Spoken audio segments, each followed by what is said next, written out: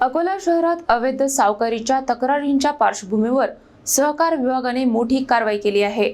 शहरात 16 ठिकाणी धाडी टाकून कोरे धनादेश आणि महत्त्वाचे दस्तऐवज जप्त करण्यात आले आहेत।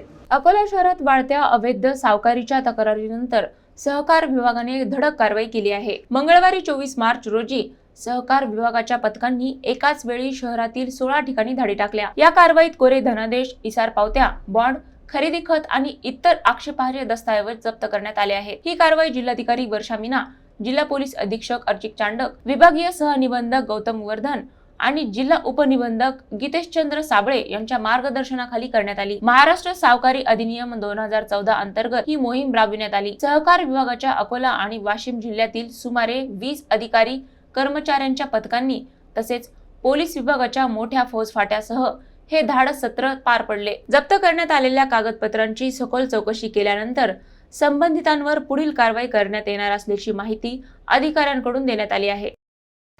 9 सावकारांच्या तक्रारीच्या अनुषंगाने 16 ठिकाणी आज धाड सत्र राबवण्यात आलेले आहे।